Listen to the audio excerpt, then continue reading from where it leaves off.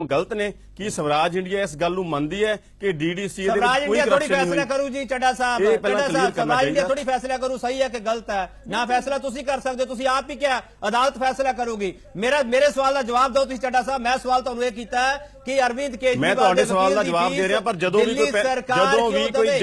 Mister KP Singh ji जो भी कोई पैनलिस्ट लोगों के गल करने लिए बैठता है उसनू अपना स्टैंड क्लीयर करके बैठना चाहिए है उसका स्टैंड लोगों को पता होना चाहिए है कि स्वराज इंडिया दा स्टैंड है कि असना नशीन ਤੁਹਾਡਾ स्टैंड की है डीडीसी पे ये आवाज उठाई है इनके खिलाफ अरविंद केजरीवाल ने अपने पर्सनल तौर पे तो मेरी राय ये है कि इन्हीं को अरविंद को ही इस केस को आगे बढ़ाने के लिए अपना पैसा तय करना चाहिए था। एक जो फीस होती है अप्रॉक्सीमेट डीडीसी गलत है कि नहीं है चड्डा साहब पूछ रहे हैं उन्होंने सवाल का जवाब नहीं था मेरे ख्याल से पूरी दुनिया जानती है इस जिस तरह से इसके बारे में हमने पढ़ा सुना और सामने आया है। बिल्कुल आप एक लाइन में जवाब दीजिए डीडीसी गलत है या बिल्कुल गलत है। दिल्ली की सरकार दिल्ली के लोग आम जनता और हम सबका एक ही राय है। आप थोड़ा क्लियरली बताइए कि डीडीसी में करप्शन हुई है या नहीं हुई है इसको स्वराज इंडिया का क्या स्टैंड है। मेरी चड्डा साहब का एक प्रॉब्लम मुझे समझ में नहीं आ रहा है वो गलत है या सही है का तत्व क्यों रख रहे हैं। ये तो अब क्लियर हो चुका है जब कोर्ट में केस गया है तो ये क्लियर हुआ है कि वो इल्जाम के साथ गया है एक गलत उसके साथ तो अब एक गलत बात तो गलत है। चलो ठीक है चड्डा साहब इन्होंने अपना स्टैंड क्लियर करता है हुण तुसी दसो टैक्स पेयर दा पैसा तुहाडे केसां दे लई अदालतां में जावेगा। दो गल्लां ने अलग अलग जी सब तो पहला तो अपना स्टैंड क्लीयर नहीं कर सके कि डीडीसी दे करप्शन नूं मनदे ने या नहीं मनदे ने मैं चाहता कि जो कोई बात करना चाहते हैं हाँ कर रहे हैं चड्डा साहब हाँ कर रहे हैं कितनी बारी तुसीं हाँ सुननी है तुसीं आप मेरे सवाल का जवाब दो हुण। हाँ जी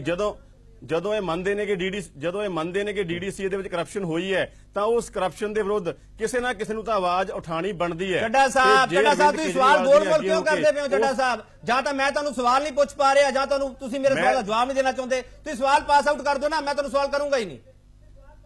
देखो केपी जी इस तरह नहीं हो सकता कि सवाल भी तो जवाब भी तो मैंने अपना जवाब तो पूरा देना जवाब दो ना चड्डा साहब सवाल मैं 3 बारी करता ਤੁਸੀਂ ਵਿੱਚ ਕਹਿ ਰਹੇ ਹੋ ਅਸਨਾ ਨਸ਼ੀਨ ਜਵਾਬ ਦੇਣ ਫਿਰ ਮੈਂ ਜਵਾਬ ਦਊਂਗਾ। ਮੈਂ ਤੁਹਾਡੇ ਸਵਾਲ ਦਾ ਜਵਾਬ ਦੇ ਰਿਹਾ ਤੁਸੀਂ ਸੁਣੋ ਤੁਸੀਂ ਘੱਟੋ ਘੱਟ ਮੈਨੂੰ ਜਵਾਬ ਦੇਣ ਦਾ ਮੌਕਾ ਦਿਓ। ਬਿਲਕੁਲ ਜਵਾਬ ਦਿਓ ਚੱਡਾ ਸਾਹਿਬ। ਮੈਂ ਇਹ ਗੱਲ ਕਹਿ ਰਿਹਾ ਕਿ ਜਿਹੜੀ ਟੈਕਸ ਜਿਹੜਾ ਜਦੋਂ ਅਰਵਿੰਦ ਜੀ ਨੇ ਇਸ ਭ੍ਰਿਸ਼ਟਾਚਾਰ ਦੇ ਵਿਰੁੱਧ ਜਿਹਨੂੰ ਕਿ ਸਵਰਾਜ ਇੰਡੀਆ ਵੀ ਮੰਨਦਾ ਹੈ ਉਹਨਾਂ ਨੇ ਆਵਾਜ਼ ਉਠਾਈ ਹੈ ਤਾਂ ਉਸ ਦੇ ਵਿਰੁੱਧ ਆਵਾਜ਼ ਉਠਾਉਣ ਵਾਲੇ ਨੂੰ ਜੇ ਕੋਈ ਵੀ ਪਾਰਟੀ ਦਬਾਉਣ ਦੀ ਕੋਸ਼ਿਸ਼ ਕਰੇਗੀ ਕਿਉਂਕਿ ਉਹ ਆਵਾਜ਼ ਜਿਹੜੀ ਹੈ ਬੀਇੰਗ ਲੋਕਾਂ ਦਾ ਨੁਮਾਇੰਦਾ ਬੀਇੰਗ ਸੀਐਮ ਉਠਾਈ ਹੈ ਤਾਂ ਬੀਇੰਗ ਸੀਐਮ ਜਿਹੜੀ ਆਵਾਜ਼ ਉਠਾਈ ਹੈ ਉਹਦੇ ਉੱਪਰ ਸਰਕਾਰ ਜਿਹੜੀ ਹੈ ਉਸ ਮਾਮਲੇ ਦੀ ਪੈਰਵਾਈ ਕਰ ਸਕਦੀ ਹੈ। ਸਰਕਾਰ ਜੇ ਉਸ ਮਾਮਲੇ ਦੀ ਪੈਰਵਾਈ ਕਰੇ ਉਹਦੇ ਵਿੱਚ ਕੋਈ ਵੀ ਗੈਰ ਕਾਨੂੰਨੀ ਨਹੀਂ ਹੈ ਕੋਈ ਵੀ ਅਨੈਤਿਕ ਨਹੀਂ ਹੈ ਕਿਉਂਕਿ ਜੇਕਰ ਇਸ ਤਰ੍ਹਾਂ ਦੇ ਨਾਲ ਸਿਰਫ ਵਕੀਲ ਨਾ ਕਰਨ ਦੇ ਲਈ फीस होने करके कोई भी व्यक्ति कोई भी लीडर आवाज उठाने तो डरे भ्रिष्टाचार के विरोध दे विच फिर कोई भी जो व्यक्ति है वो अगे तो आवाज नहीं उठाएगा। डीडीसी की करप्शन विरुद्ध आवाज उठाई है। छोटा ब्रेक लेना चड्डा साहब वापस आ रहे हैं एक छोटा ब्रेक लेने ब्रेक तो बाद यही सवाल चाह रही है।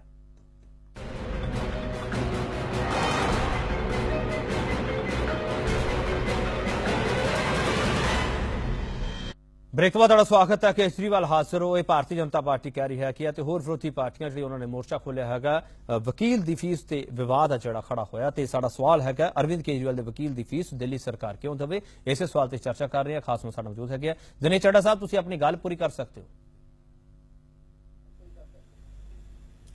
जी बिल्कुल मेरा इस साडी पार्टी का स्टैंड है जी कि अरविंद केजरीवाल जी ने डीडीसी की जी करप्शन है वो बतौर दिल्ली के सीएम लिए बेनकाब की है। जेकर बीजेपी उन्होंने दबाना चाहती है सिर्फ वकील की फीस के नाम से ताकि इस भ्रिष्टाचार के विरुद्ध जी अपनी आवाज है वो बुलंद ना कर सकन तो यह हो नहीं सकता। बीइंग सीएम अरविंद जी को पूरा हक है दिल्ली सरकार को पूरा हक है जी उन्होंने डीडीसी करप्शन बुलंद की है। दिल्ली सरकार जे उस गल के लिए लीगल फीस पे करती है उस गल की पैरवाई करने तो यह लोगों के हित